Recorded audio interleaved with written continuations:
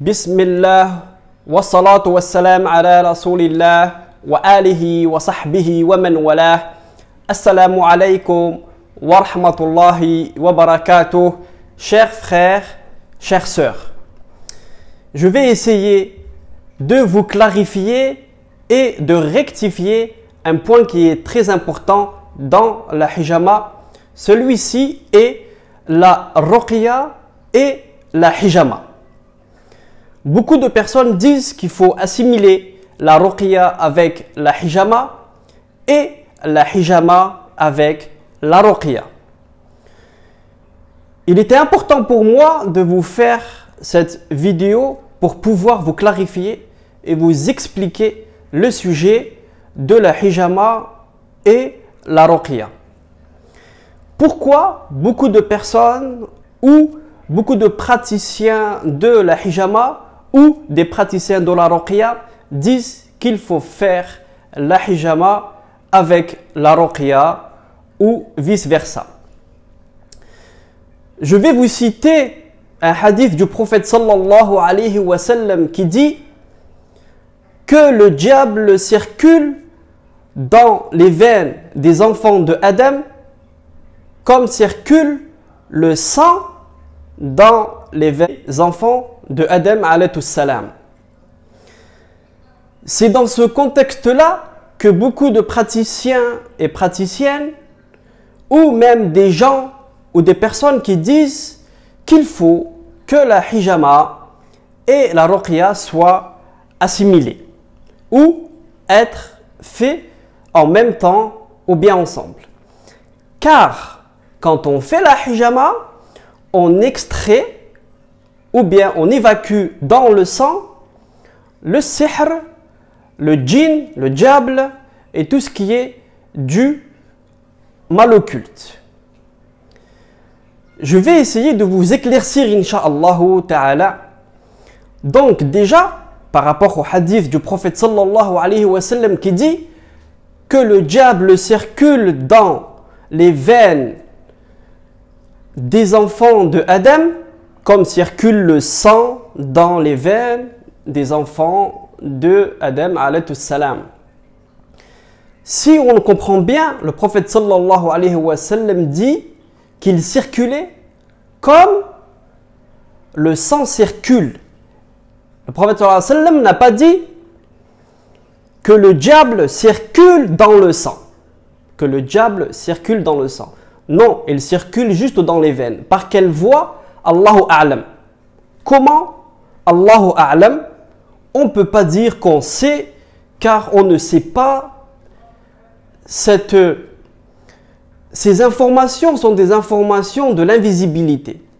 Et nous sommes incapables de voir l'invisibilité. D'autres disent que le sihr, la sorcellerie, ou bien tout ce qui est d'ordre de mal occulte, il est dans le sang. Et quand on fait la hijama, on extrait ces mauvaises humeurs dues au mal occulte. Encore une fois, on ne sait pas. Allahu a'lam. Peut-être bien que oui, peut-être bien que non. Donc, il serait préférable de s'abstenir de dire que la hijama faisait sortir le sihr, la sorcellerie, ou bien les djinns, les mauvais diables, et ainsi de suite. Car nous n'avons aucune preuve là-dessus. Certains me diront qu'il y a un hadith du prophète sallallahu alayhi wa sallam quand il a été empoisonné à Khaybar dans l'épaule d'un agneau, quand il l'a mangé. Il s'est fait empoisonner par une dame qui voulait voir si réellement il était un prophète et capable de résister à toute épreuve, même le poison. Quand le prophète sallallahu alayhi wa sallam a mangé et a trouvé que le goût était vraiment différent de ce qu'il connaissait de son palais par rapport à l'agneau, il a dit aux compagnons: arrêtez de manger car quelque chose d'anormal dans cet agneau. Puis ils se sont levés et ils sont allés faire la hijama. Beaucoup de personnes, de praticiens, de praticiennes dans la hijama, dans la ruqya, se servent de ce hadith-là. Encore une fois, il faut le comprendre. Il y en a un qui l'a bien détaillé et expliqué, c'est Ibn al-Qayyim al-Jawziyya, rahimahullah. Je prends beaucoup de lui car c'est lui qui a beaucoup parlé de la hijama et expliqué beaucoup de hadiths aussi dans la ruqya. Il a expliqué que en fait, le prophète sallallahu alayhi wa sallam commençait à être étourdi, à avoir des vertiges, à se sentir pas très bien, et de ce fait, dans son état de santé qui était pas très bonne, il est allé faire la hijama pour pouvoir équilibrer ses hormones, ses humeurs et peut-être enlever ce qui était mauvais de son corps qui puissait le nuire. Mais est-ce que la hijama a éventuellement extrait le poison qu'il avait mangé? Là, encore une fois, on peut dire Allahu A'lam, mais il y a un autre hadith de Aïcha qui dit que quand le prophète sallallahu alayhi wa sallam, était dans son fin de vie, quand il était en train de mourir, il disait à Aïcha, Ya Aïcha, je sens encore l'effet du poison dans mon corps et qui me nuit beaucoup.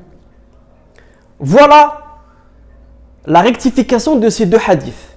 Maintenant, chacun peut l'interpréter comme il le sent ou comme bon lui semble.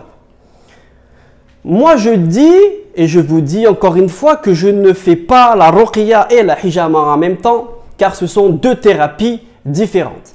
La ruqya est une thérapie où on récite des versets coraniques ou des invocations sur le malade pour pouvoir lui rapporter un soulagement. En langue arabe, si possible. Et bien sûr, bien compréhensible des gens qui sont en train d'assister à la ruqya ou de la personne malade elle-même. La hijama est une thérapie, comme il explique Ibn al-Qayyim al-Jawziyya dans son livre La médecine prophétique, que la hijama est une thérapie qui consiste à extraire le sang de la surface de la peau.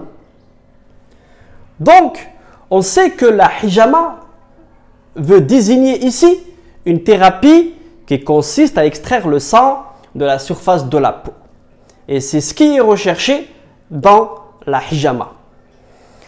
Quand on fait la hijama, le patient doit être totalement relax, totalement détendu, sans stress ni angoisse, dans une bonne position pour qu'il puisse être dans son maximum de détente et aussi que quand on pose les ventouses sur son corps, qu'on puisse faire l'appel du sang à la surface de la peau correctement.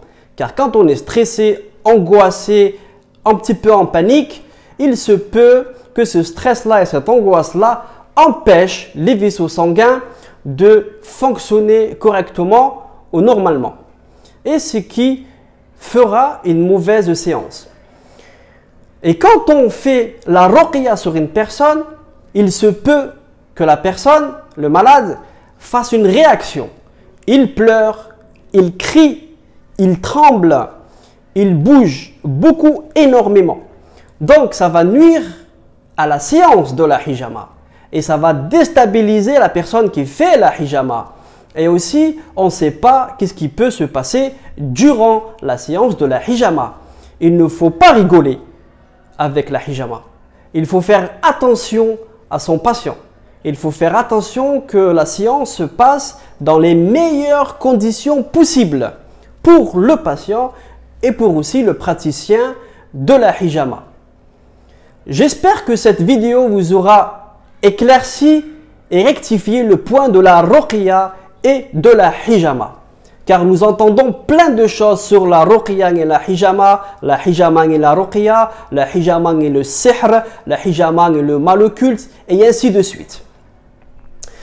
La ruqya, comme je vous ai dit auparavant, c'est une thérapie pour une personne qui est atteinte d'un mal occulte ou bien qui a été mordue par un scorpion ou un serpent ou même qu'il a beaucoup de fièvre. Car le prophète sallallahu alayhi wa sallam a autorisé la ruqya pour les gens qui sont de la fièvre ou bien qui se sont fait mordre par un scorpion ou bien d'une entité qu'on ne sait pas ce que c'est. Pour cela, il est très important qu'on sépare les deux thérapies.